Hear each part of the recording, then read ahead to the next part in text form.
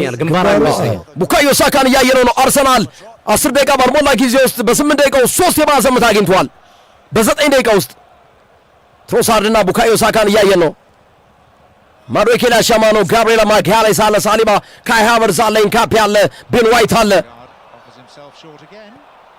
አስደናቂ ኳስ ኤሴ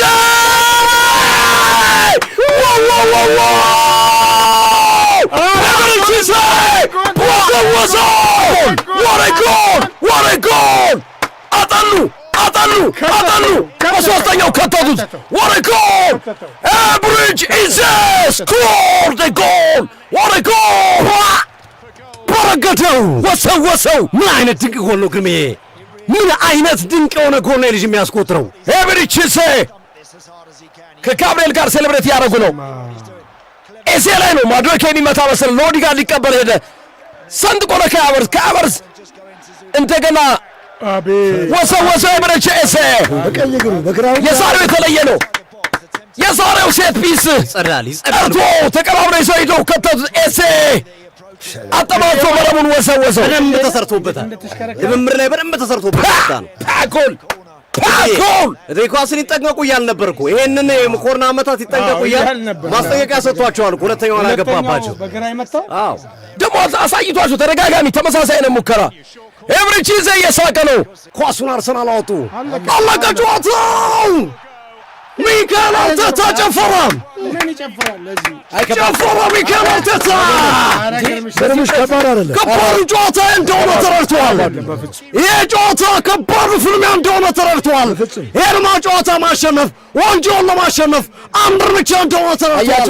ከዚህ በኋላ ያሉ ጨዋታዎች በንጽጽር ከኒውካስል ተጫዋቾች ያነሱ ኳሊቲ ያላቸውን ቡድኖች የሚያገኙበት እንደሆነ ይረዳሉ።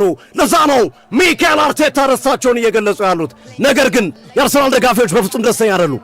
በቡድኑ አቋም በሜዳቸው በዚህ ልክ ተከላክለው አንድ ጎል አስጠብቀው ለመውጣት መጣራቸው ጥያቄ የሚያስነሳ ይሆናል። አስደሳቹ ነገር አርሰናል ወደ ሊጉ መሪነት ተመልሷል። በነጥብም በጎልም ከሲቲ የተሻለ ሆኖ ነገር ግን አንድ ጨዋታ ቀድሞ አድርጎ አርሰናል የሊጉ መሪነቱን የተቆናጠጠበትን ሂደት ፈጥሯል። ይህ ትልቅ መልካም ዜና ነው አርሰናል። ከዛ ውጭ ያለው የጨዋታው እንቅስቃሴ ግን መሃሉ ባዶ ነው። ቹቺዬ ገዙ ይበል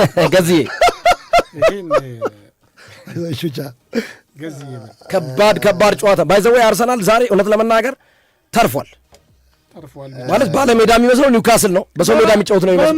ግርምዬ ራሱ ችግር ነው። አሁን ይኸውልህ አንዱ ዋነኛውና ትልቁ ነገር እግር ኳስ ጨዋታ ድፍረት ይፈልጋል። ቹቻ ድፍረት፣ የአርቴታ ፍርሃት ወደ ልጆቹ እንደተጋባ ወደ ልጆቹ ጫና እንደመጣ በደንብ ታያለህ።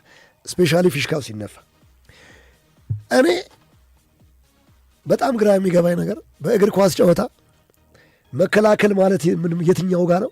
ማጥቃት ማለት ምንድን ነው? እኔ አሁን ግራ እየገባኝ ነው። በአርሰናል ጨዋታ መከላከል ነው ብሎ ከመርጠህ እንደዚህ አሳቃቂ ውስጥ ገብተህ 7:30 ውስጥ ቆመህ መከላከል ራምስ ሌላየ እንኳን ደስ አላችሁ እያላችሁ ነው። አዎ ብሩኖ ጉማሬሽ ደግሞ ብራዚሎችን ሰብስቧል። ማርቲኔሊና ጄሱስ እንዲህ አይነት ነው መከላከል። እኔ ቹቻ ግራ የሚገባኝ መከላከል ማጥቃት፣ መጫን፣ ቲም እንዳይመጣብህ ማድረግ፣ ቲሙን እዛው ይዘህ ሄደህ ማስጨነቅ፣ በቃ እዛው ፕሬስ ታደርጋለህ፣ ጫና አይፈጠርብህም። አርሰናል አስተማማኝ ተከላካዮች ስላለው ብቻ መከላከልን በመከላከል አስቦ አርቴታ ይሄ ሁሉ ጫና አይታቸዋል። ሲነፋ እነ ዲክላን ራይስ ወድቀው ምን ያህል እንደሚማጸኑ። ይሄ በማይክል አርቴታ የተመረጠው የጨዋታ ፕላን፣ የማይክል አርቴታ ፍርሃት።